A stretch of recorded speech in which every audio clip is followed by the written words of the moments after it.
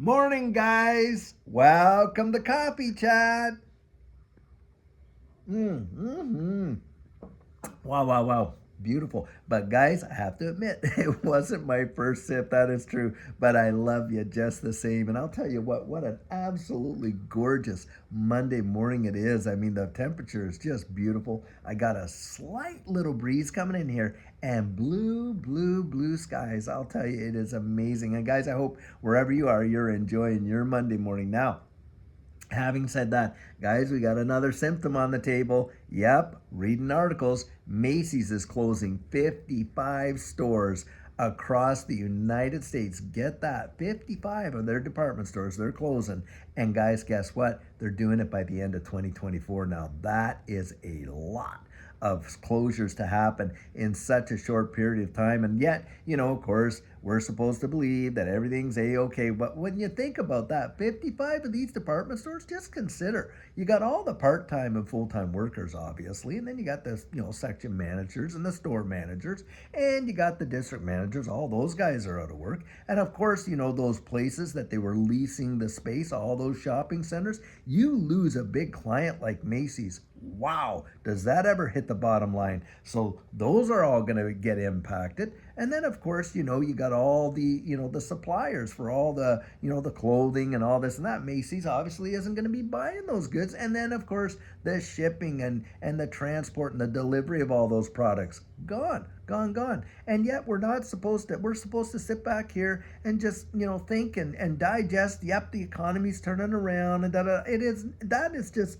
it's almost insensitive, really, for them to throw a narrative out there like that, because we know the truth is that that is not what is reality. And get this, so, reading another article of how this major, trucking company in Illinois, I think it was Midland Transport or something like that. I'm just forgetting the name in the article, but needless to say, this trucking company, they have what, 450 drivers, and on top of that, another couple hundred, administration staff, so something like 650 employees, literally closing the doors, no notice whatsoever, and that's it. Doors closed. And get this, these guys had big time government contracts with the United States Postal Service in helping to deliver the mail. So it's not like like they had some good clients, but obviously, guys, they're not making it. I mean, and how many other transport companies around the country have gone down the tubes?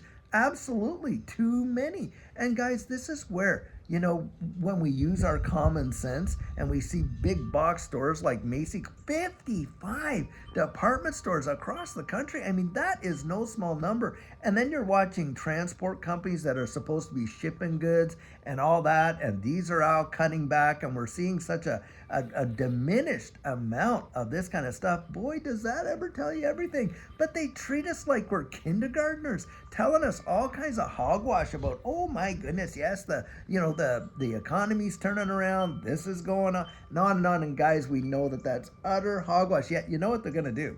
They're going to come out and they're going to lower interest rates. Yep, they're going to lower interest rates when we know inflation's off the Richter scale. And of course, the economy is. And why are they going to do that, guys? Because you know what it is? And they're not going to say this because they know the negative impacts with the language, but it's quantitative easing. That is what it is. That's exactly what it is.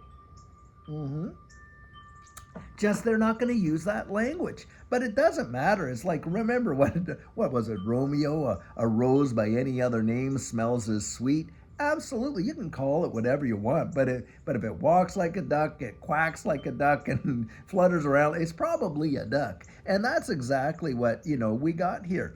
We've got quantitative easing where the government is having to come in and bail out the economy, buy the market, this and that. Now, having said that, what that usually means is, hey, cheap money, right? And of course, markets really love that. And yeah, they'll go up in the markets and things like that. But guys, at the end of the day, it is just prolonging the pain. and to the point where the inflated dollar is just going to be ridiculous. And I genuinely believe that when a correction does come, and guys, they always have, for every bear market there has been, or sorry, bull market, there has been a bear market. Well, for every massive expansion, there has been a humongous contraction. And there's a lot of folks out there, and one of them I really love, and I was listening to him on the weekend, was Gregory Mammarino, and talking about, hey, we're on the verge of a second Great Depression, and this one, will it make the last one look like a birthday party? Think about this in this capacity. During the last Great Depression back in the 20s and 20s and 30s and stuff like that, actually more of the late 20s, 30s, into even some people say it lasted as long as, 1946, if you can believe. But needless to say, most people weren't in carrying the debt that they're carrying like we are today.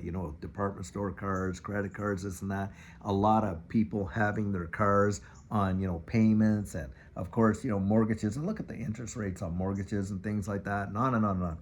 That wasn't the case for the majority of people. Now, in the Great Depression, the unemployment rate was, I think, around 29%, somewhere in there. And that caused a major contraction to the point where you had bread lines, man. People jumping into boxcars, trying to get across the country, find whatever work that they could do. Holding up signs, say, I will work for food. You don't even have to pay me. Just give me a roof and something to eat, and I'll gladly work. Guys, do you realize that, in terms of real numbers right now, we are already at Great Depression levels, that we were once at? It's just we haven't felt it yet. We haven't felt it yet, but it is coming. And should we see a Great Depression again and stuff like that, they're saying the unemployment rates could be 35, even up to 40%. Can you even fathom that, in that capacity? And what are we seeing? We're seeing these major companies that are household names. Macy's, come on, household name for what, over 100+ years? And yet they're closing down massive amounts of their stores. I mean, that is big, big, big. Don't discount it. And that's why I say you want to get out there and start thinking about your own future and how secure your situation is, and getting yourself positioned to be able to, respond to, the scripture says, a prudent man, a wise man sees trouble coming, and you know what they do? They take preparations to prepare for it. Bingo, right there. It is not fear, it is wisdom. Wisdom says, hey, look down the road, see what's coming, get yourself ready for it. Literally, you'd be wise to go out there. And if you have the ability and you can pay off your debt, you get that out of there al pronto. Secondly, you'd be wise to be storing extra things on your pantry shelves and this and that. Why? Because, hey, when hard times come, you want to be able to at least manage your own household. And by the way, having a little extra to help a neighbor. Boy, I'll tell you what, you want to show love, and you want to show care, and you want to show compassion for your fellow men. Get ready to help them when they need help. You ever thought of that? Sure, you want to cover your own bases first, but after that, look, we are our brother's keeper. I genuinely do believe that, and things like that. And it's so vitally, vitally important that you hear this. Because, look, guys, it's so easy to come out and say, oh my goodness, and just spread all the fear and all the doubt and all the uncertainty, and oh my goodness, you better, and on and on. But you can get out and actually say, hey, call a spade a spade. The scripture said, Abraham faced the fact that his body was as good as dead since he was about 100 years old, and that his wife Sarah, her womb was also, because of course she had passed the, childbearing years and things like that. But he didn't waver in unbelief regarding the promise of God. Why? Because he was fully persuaded God had the power to do his promise. Now, that's a story out of the Bible, and what I get out of that is this: look, we can face facts and not live in fear. How about that right there? Yep. An old saying that we probably all have heard, but boy, does it ring true. When the going gets tough, guess what? The tough get going. They don't sit back and, oh my God. No, what they do? They get ready for it. They get ready for the storm. They pack their sandbags. They get ready to help their neighbor. They get ready, guys. Get ready. Get ready. And be prepared for what's coming. And on top of that, if you have had the opportunity to get involved in this digital asset space, it is my personal opinion, 100% believe it. you have probably put yourself in a situation where you could very well be insulated and see appreciation in this in a big way. You had Larry Fink actually himself come out and say that this digital asset space could represent a flight to safety in a collapsing dollar situation, similar tantamount to gold and silver. And I absolutely believe that that's possible as well. But the deal is this: let's not ignore the truth of what's going on. At least let's call a spade and think about this. You got all these companies out there that are really struggling, yet we're going to go out there and this is a solution to help them. Oh yeah, let's raise, the capital gains tax to 44% for long-term Oh, and by the way, let's go out there and tax unrealized gains, just to be on the sure side. I mean, you think that, I'll tell you what, you want to collapse an economy, vote for that right there. Just vote for that right there. You're going to watch the whole thing get totally crushed. Why? Well, when we talk about these big companies like Macy's, been around, like say, 100 years, household name, worth well over $100 million, which these policies would impact. Well, how many more stores would close? How many more people would lose their jobs? How many more impacts would the cascading effect of that be?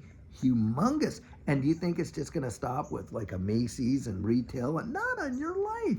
And that's the insanity of these kind of policies. But I think that's exactly what they want. I think they want the economy crippled. I think they want it crushed. And I think they want it that way so they can control the whole system. Yep. And then what are they going to do? Oh, well, we're going to help you out. We're going to give you universal basic income. Basically, we're going to have you hand-fed by the government, and we're going to come in. And what did Ronald Reagan say? Wow.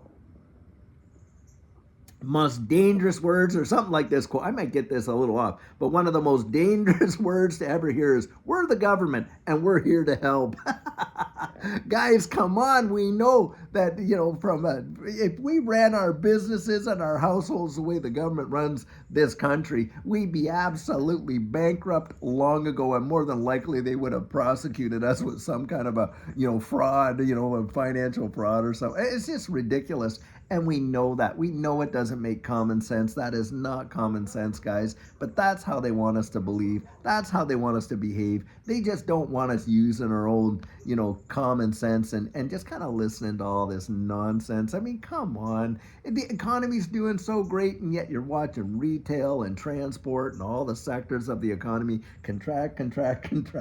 But we're doing so good. Yeah, who's doing good? And that shows you the insensitivity and the detachment. I mean, it's almost like when, they came to Marie Antoinette and said, hey, the people, they don't even have any breadings. Oh, well, let them eat cake and this and that. Well, what she was talking about was the dough that was stuck to the, the bread, mixers and all that. And it was not like, birthday cake. It was the cake of the, let them eat all the crumbs basically and all the scraps and lefts over. Let them eat that. I mean, that's the kind of insensitivity and desensitizing that these people have to be, because most people, guys, right now, in all honesty, are genuinely hurting. They are genuinely hurting, and the economy is hurting, and it's no fun. When you had Janet Yellen say, well, there's not many meaningful layoffs. Can you fathom that she even said that? Well, I guess for the guy that got laid off, it meant something to them, didn't it?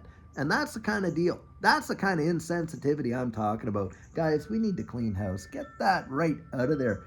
Total, utter heartlessness and desensitizing, that kind of attitude. But that's what a lot of these people up there on that hill there, that's how they think, because they're so detached. They're so detached. It just really is sad. But guys, you and I can get ready for what's coming. That is for sure right there.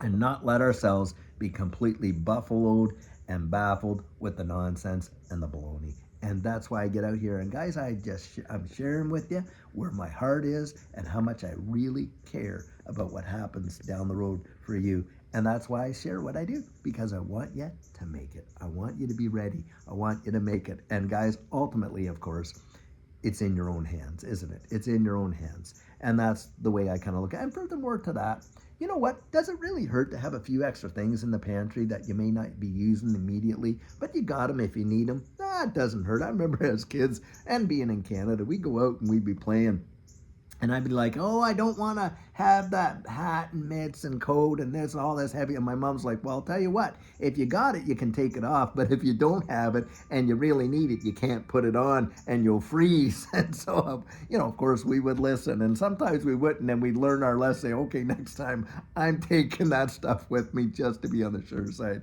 Anyway, guys, it's wisdom. It's just wisdom. And I'll tell you what, I sure hoping you're having an absolutely amazing start to your work week this Monday and until later on. And by the way, we're going to have the turning point. It's going to be at 11 a.m. live this morning. And then, of course, from there, hopefully we're going to have another one this afternoon, which will be a really great video. But until then, guys, have a fabulous one and take care.